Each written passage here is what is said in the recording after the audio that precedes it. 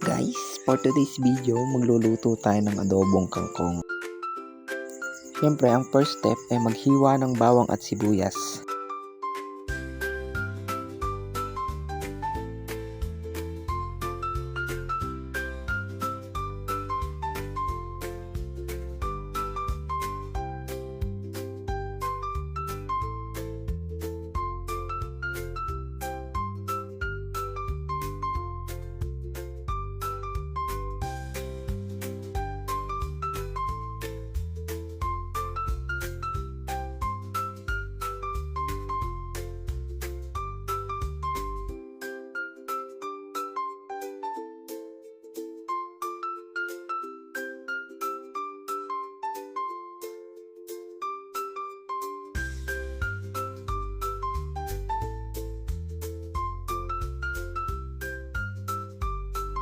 Pagtapos nyo ng mahiwa ang bawang at sibuyas, syempre kumuha ka na ng kawali at lagyan ng mantika at hintayin itong kumulo.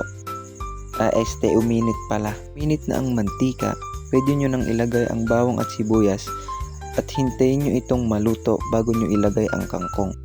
At syempre, huwag nyong kakalimutan na haluin dahil kapag hindi nyo hinalo yan ay didikit yan sa kawali at masusunog.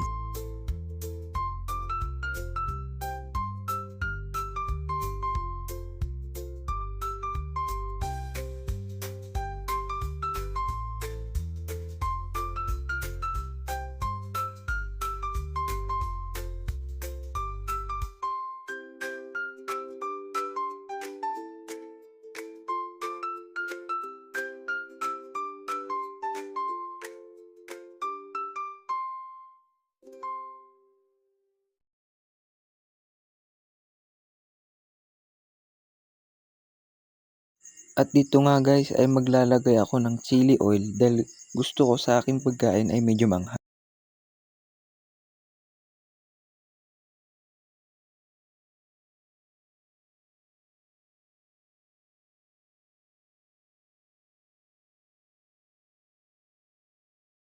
Kapag luto na ang bawang at sibuyas ay pwede nyo nang ilagay ang kangkong.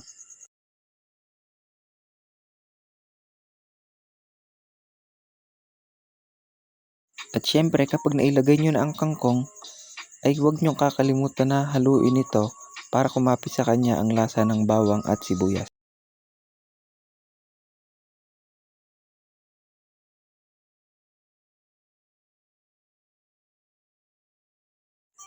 After nyo ngang halu-haluin ay pwede nyo na itong lagyan ng tubig at syempre hihintayin nyo muna itong kumulo.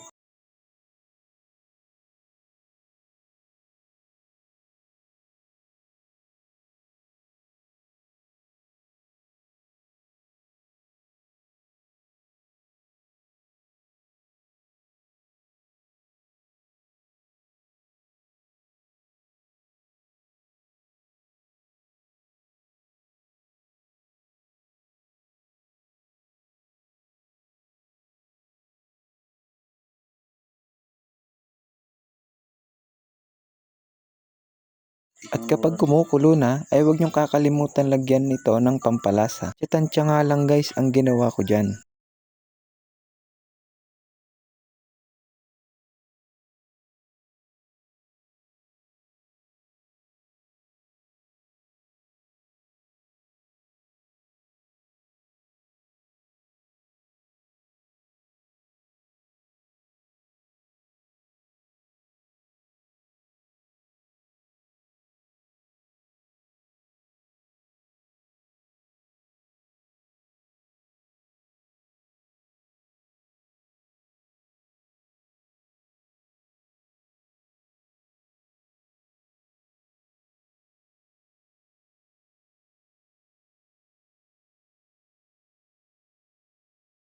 Pag kumukulo na nga ito ay pwede nyo na lang lagyan ng toyo.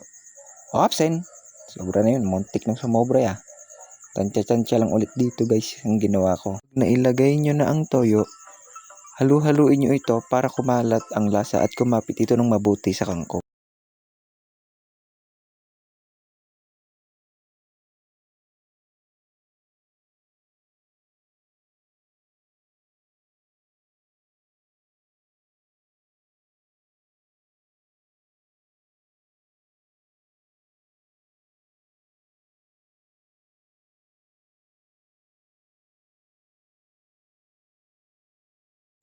Dito nga guys ay maglalagay na ako ng oyster sauce para dagdag sa lasa at mas malinamnam ang inyong kangkong. Kalahating sachet nga lang guys ang nilagay ko dyan.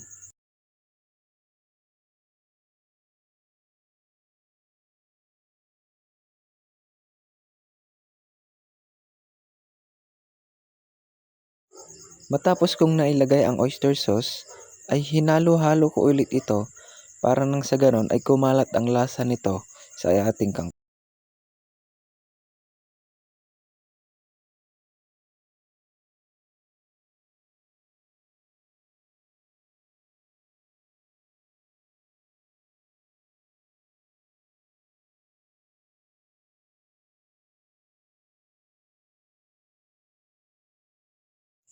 At dito nga guys ay maglalagay ako ng paminta dahil nakalimutan ko nga pala maglagay kanina. Ito nga ang magbibigay ng mabangong aroma sa ating kangkong. At ito guys ay hihintayin ko na nga lang na kumulo ang kangkong for around 10 minutes at pwede na itong kainin.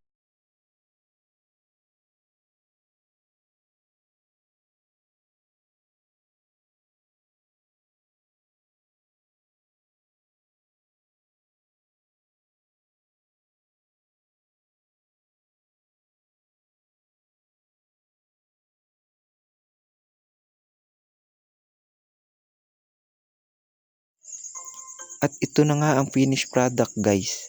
Kung nagustuhan mo ang aking video ay huwag mong kalimutang mag-subscribe at i-click ang notification bell para palagi kang updated sa aking videos. Yun lang guys. Bye bye!